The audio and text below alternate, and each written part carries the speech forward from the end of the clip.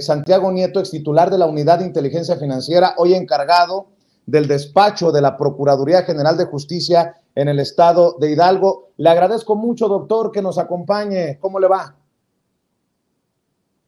No escucho al doctor Santiago Nieto, a ver si me ayudan. Perfecto, sí, un saludo a todos por allá. Gusto Gracias, estar, doctor. Vicente, nuevamente con ustedes. Oiga, lo estamos molestando porque nos resulta difícil digerir. No me imagino a Santiago Nieto qué tan difícil le resulta digerir que el Poder Judicial está beneficiando a los malandros, a los presuntos delincuentes, a los presuntos cómplices de Genaro García Luna, que en algún momento sintieron la mano dura, por así decirlo, de la Unidad de Inteligencia Financiera cuando Santiago Nieto era titular. ¿Cómo ve, doctor, que les empiecen a descongelar las cuentas a estos que forman parte del entramado de García Luna, mientras en Estados Unidos aseguran 19 propiedades de la red de Genaro García Luna por allá en Florida? En México, esta red que tejió para su beneficio, vía amparos, pues han recuperado más de la mitad de los dineros que se habían bloqueado. Y tengo entendido, corríjame si estoy equivocado, desde que usted, doctor, era titular de la Unidad de Inteligencia Financiera. Sí, a ver, yo creo que todo tiene que ver con un enlace de naturaleza económica. Dice el presidente, dice con razón que cuando algo no suena lógico, suena metálico. Y creo que es el caso. En el momento en que Medina Mora, en el gobierno de Peña Nieto, le toca resolver un caso sobre el congelamiento de cuentas de la Unidad de Inteligencia Financiera, dice que es perfectamente constitucional. Claro, lo que pasaba es que ciertos despachos cercanos a Humberto Castillejo, o sea, el propio Peña Nieto, utilizaban la unidad como un mecanismo para poder extorsionar a básicamente empresarios o personas que tenían mucho flujo de dinero en efectivo, como podrían ser gasolineros, como podrían ser gente que tuviera unidades de taxis, centrales de abasto, pero entre otras muchas personas. Cuando se perfila ya el triunfo del presidente López Obrador y cuando gana las elecciones, Medina Mora tiene un cambio de criterio y logra convencer a sus compañeros de que la medida del congelamiento de cuentas es inconstitucional, a pesar de que él sabía perfectamente que el estándar internacional pues obligaba a que se mantuvieran los congelamientos de cuentas. Y ahora lo que sucede es que estos despachos que antes operaban extorsionando con la información de la UIF, ahora se convierten en los paladines de la defensa de la libertad y del descongelamiento de cuentas, y son despachos de personas que en su momento trabajaron, también hay que decirlo, con Medina Mora.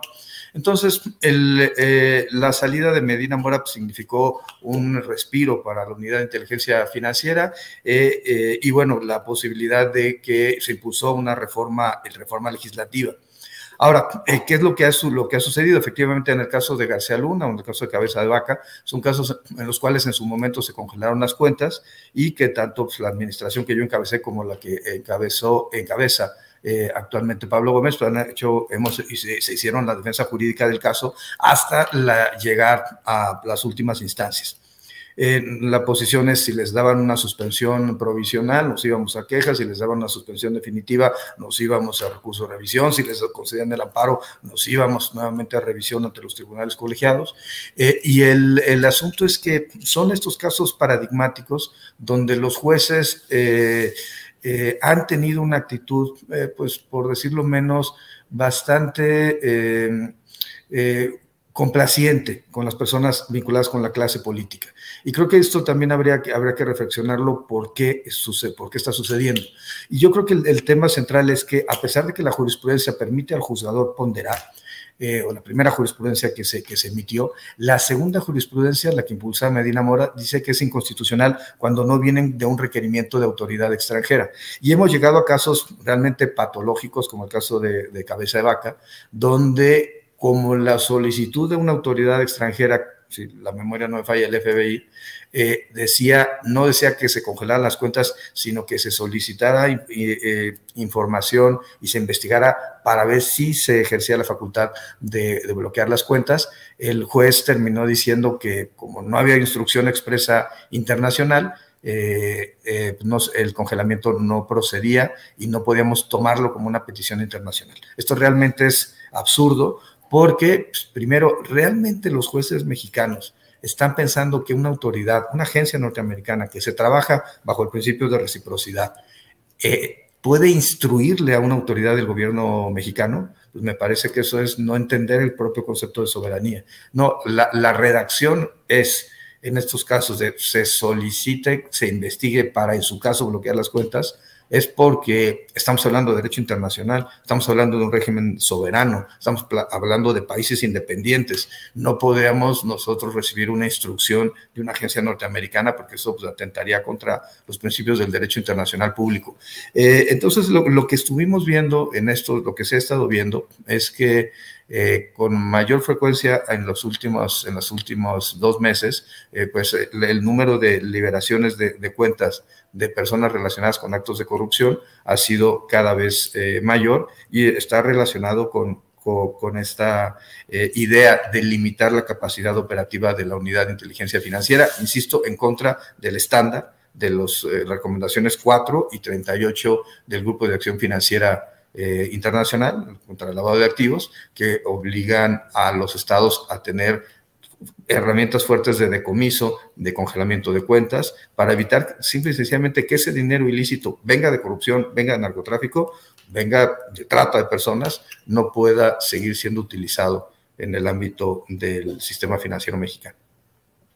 Doctor, ya que habla de corrupción, usted fue titular de la Unidad de Inteligencia Financiera de la Secretaría de Hacienda y Crédito Público y bueno, es una pregunta fuerte y espero una respuesta fuerte. ¿Usted entiende que hay corrupción en las decisiones desde el Poder Judicial en México acerca de estos casos relacionados a Cabeza de Vaca? Y se lo pregunto porque el presidente ha sido muy crítico de jueces, de magistrados, de ministros, por esta guerra judicial que parece buscar golpear a la Cuarta Transformación o al gobierno del presidente Andrés Manuel López Obrador. ¿Usted advierte corrupción en estas decisiones, Santiago? A ver, yo lo que creo es que hemos visto muchos casos, y a mí me tocó incluso algunos llevarlos ante la Fiscalía Anticorrupción, donde los jueces, particularmente con el narcotráfico, particularmente en Jalisco, eran demasiado obsequiosos. Y en donde sí encontramos un caso de un magistrado que había recibido 76 millones de pesos en sus cuentas que no podía comprobar y utilizaba camionetas de alta gama y jet ski, que compraba un despacho que se encargaba de defender al narcotráfico. Por supuesto que hay corrupción a nivel judicial. Y como hay corrupción a nivel ministerial, como hay corrupción a nivel policial, como hay corrupción a nivel política, y creo que el tema central de atacar a grupos delictivos pasa por atacar también a la corrupción política o a la corrupción judicial que les da protección a las personas. Lo que puede ser, digamos, hay que hacer una línea de investigación respecto a los juzgadores, pero a mí hay un caso particular que me llama la atención, que son los jueces 7º y 8º de Reynosa, en Tamaulipas, donde de manera sistemática en los 2 últimos años le han concedido todas las suspensiones y todos los amparos a Cabeza de Vaca. No importa, digamos, ni siquiera los precedentes de la propia Suprema Corte de Justicia de la Nación, y han hecho realmente aberraciones. Creo que es importante que exista, y de hecho hay una iniciativa del diputado Hamlet que plantea hacer readscripción de los jueces federales a cada determinado tiempo para evitar que se sigan vinculando con los grupos políticos locales. El caso del juzgado 8 de Reynosa es muy claro, la protección. Que haya corrupción económica, no tengo elementos para poder afirmar eso, creo que se puede desarrollar una investigación, pero de que hay corrupción política por la vinculación y la protección a personas que, pues perdónenme, no solamente fueron malos gobernadores, sino fueron gente altamente corrupta. Cabeza de Vaca localizamos en 28 inmuebles solamente a nombre suyo y de sus familiares cercanos, o donde generaron campos de energía eólica, pero no porque les interesara la energía limpia, sino porque querían montar las empresas en ranchos de sus prestanombres o en sus propios ranchos. Es decir, el debate o el discurso que tenían el discurso por el federalismo. Por supuesto que no les interesaba en lo absoluto el federalismo, lo que querían era que poder, como habían ya utilizado esta metodología, como ya habían conseguido gobernaturas con el PAN, pensaban que teniendo muchas gobernaturas en el 2024 podían ir por la presidencia de la República. Lo que sucedió es que Cabeza de Vaca empezó a traicionar a sus propios colegas, a Carlos Joaquín en Quintana Roo, a Francisco Domínguez en Querétaro, filtrando videos. ¿Y qué sucedió? Que se fue quedando solo y quiso armar una alianza federalista con la gente del PRI para poder competir con la 4T. Doctor, ya que insiste en el tema Cabeza de Vaca, el exgobernador panista de Tamaulipas, envalentonado por su victoria judicial, señala que usted, Santiago Nieto, cuando era titular de la Unidad de Inteligencia Financiera, mintió tanto a la Fiscalía General de la República como al presidente Andrés Manuel López Obrador. Asegura que los cargos en su contra fueron inventados y falseados por usted. ¿Qué le responde, Santiago? A ver, son muchas mentiras las de Cabeza de Vaca y miente nuevamente. El primer tema que hay que poner sobre el punto es que no hay ninguna falsificación de documentos. El argumento de Cabeza de Vaca es que yo presenté un oficio que me había dirigido a una agencia, el FBI, ya lo referí hace un momento, que venía firmado por el titular. No voy a dar el nombre por el deber de confidencialidad de lo mismo, el director en México. Y él presentó un escrito en donde venía una firma distinta a la que yo había planteado. Solamente que lo que se le olvida mencionar es que antes de la firma hay una antefirma que pone A.D. Esto es Acting Director. Y para alguien que nació en McAllen, perdón, ni modo que no sepa, que es la forma como en Estados Unidos se pone el por ausencia que nosotros utilizamos. ¿Qué significó eso? Que el documento que él tiene lo firmó un subordinado del director del FBI en México y por eso tiene el PA y por eso se trata, el AD, perdón, y por eso se trata de una firma distinta.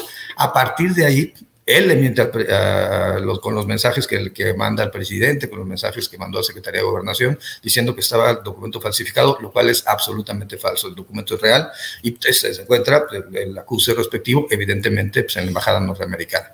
Y también hay que recordar lo que no fue el único documento que mandó Estados Unidos. También por la red Egmont mandó otro documento que está registrado, de que viene desde Estados Unidos por una cuenta cifrada a la cuenta mexicana de la UIF y que forma parte, pues, del expediente que se ventiló.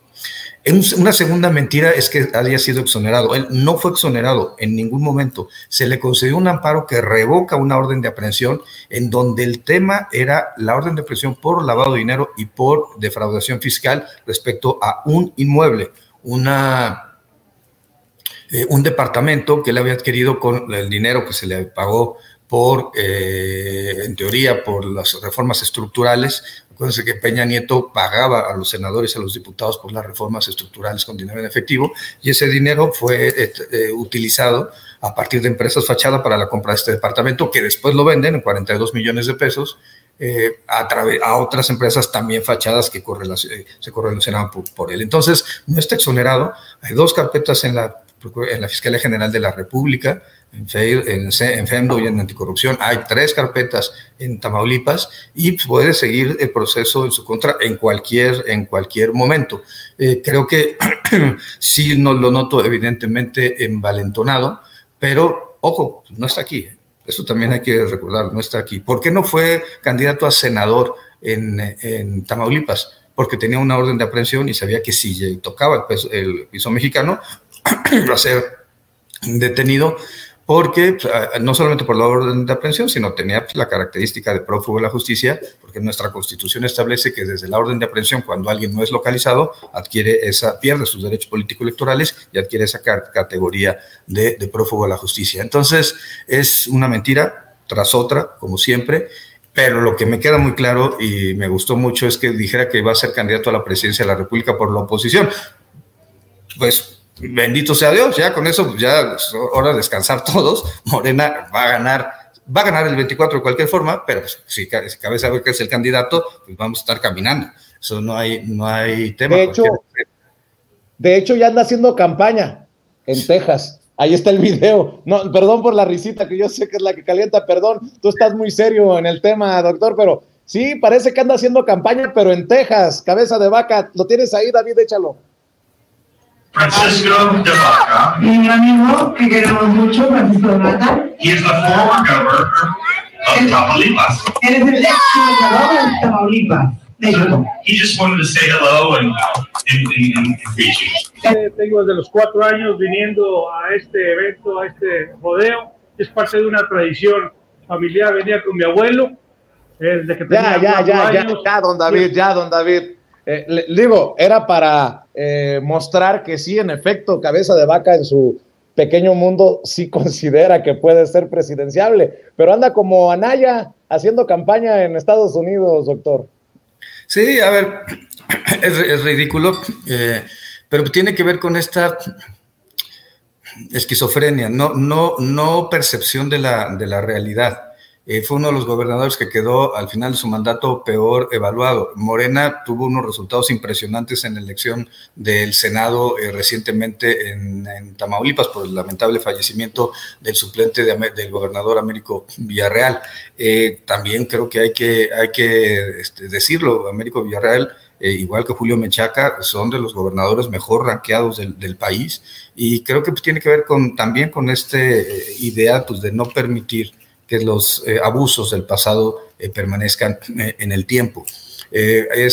Tanto García Luna como cabeza de vaca son cosas que van a quedar mal en la historia del Poder Judicial de la Federación, que ha dado, a lo largo de muchos años, dio muestras importantes. Lo pienso en Olga Sánchez Cordero como ministra de la Suprema Corte defendiendo los derechos de las mujeres, a mí el caso de antijuanitas del Tribunal Electoral, o los casos de protección de los derechos de pueblos y comunidades indígenas me parecen importantes, pero estas resoluciones de descongelamiento de cuentas es no darse cuenta que a la sociedad a la que están juzgando es una sociedad que está lesionada, lacerada, herida por los temas de corrupción, que finalmente son uno de los elementos que generó la transformación que en este momento está viviendo México. Yo creo que esos jueces, insisto, no sé si tengan corrupción económica atrás, pero evidentemente corrupción política por el acercamiento, en el caso de Cabeza de Vaca o de García Luna, creo que le están quedando mal a la sociedad. Y no se puede generalizar en todo el Poder Judicial de la Federación. Hay gente muy decente, pero creo que, y muy comprometida, y entendiendo las nuevas realidades del país. Pero esto de descongelar cuentas bajo argumentos tan infantiles como que no se solicitó en el escrito de manera textual por una agencia norteamericana que se congelara la cuenta, sino solamente se invitaba a investigar y en su caso ejercer la función de congelamiento, me parece que es algo que rebasa de cualquier forma la lógica jurídica y el entendimiento del derecho internacional. Dos cosas para cerrar, si me permite, doctor. ¿De qué tamaño sería el fracaso para el gobierno de México, para la Unidad de Inteligencia Financiera, si, entre comillas, la librara Cristina Pereira, la esposa de Genaro García Luna, y pudiera quedarse con sus dineros, con sus millones, con sus propiedades? Porque, se lo pregunto, está escuchando el maestro Paco Cruz, autor de García Luna, El Señor de la Muerte, y él ha dicho que Cristina Pereira, como en el caso de Marta Sagún y Vicente Fox, Marta Sagún como Cristina Pereira han sido cómplices y no víctimas, que han formado parte activa de todo lo que se le pueda señalar a estos personajes, a sus parejas. En el caso de García Luna, Cristina Pereira ha recibido el mismo día de la declaratoria de culpabilidad contra García Luna el descongelamiento de sus cuentas, y me resultaría indignante, me resultaría insultante, y por eso le pregunto de qué tamaño sería el golpe, el fracaso en caso de que sucediera. No estoy diciendo que va a suceder, pero por ejemplo, veo en el periódico El País las propiedades, y así pues estaría muy cañón para el pueblo de México. Su opinión, Y ya para cerrar, una última pregunta, Santiago. Sí, a ver, en este punto en particular, la batalla se está dando.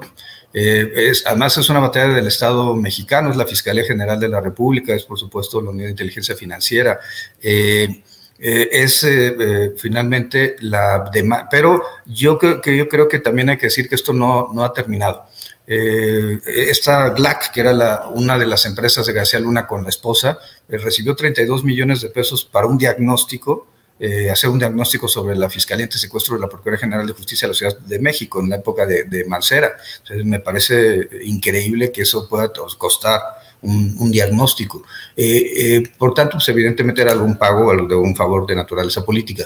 Y también lo importante es que en la demanda que se presentó desde mi época en los tribunales de Florida, la demanda era, el dato que tenía el despacho que fue contratado eran unos 250 millones de dólares, más habría que sumarle los 200 millones que vimos en la operación ilegal de Nürnberg en México, de dólares estoy hablando, y mi sucesor ha planteado que los datos que tienen ellos actualizados son de 700 millones de dólares. Esto no es menor, y creo que es importante, por tanto, que se prosiga con ese asunto en Estados Unidos.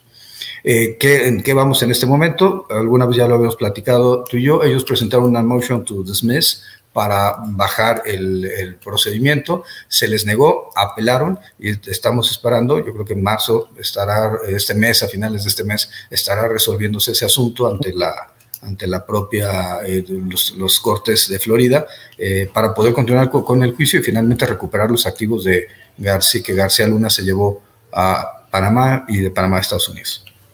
Para cerrar, Santiago, y agradecerle, doctor, su tiempo, dijo el presidente ayer, creo que fue ayer, antier, lo señaló en la mañanera, que no hay una denuncia especial ante la Fiscalía General de la República contra Felipe Calderón.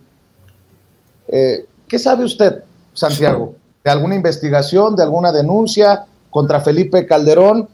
Y lo voy a centrar en algo que no le pude plantear al presidente por cuestión de tiempo el otro día que le expuse mis planteamientos al presidente.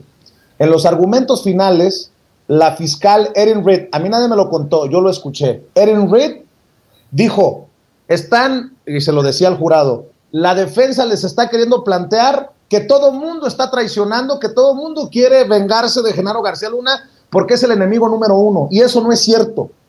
Genaro García Luna no es el enemigo número uno, porque hay gente hacia arriba y hay gente hacia abajo en su red de corrupción.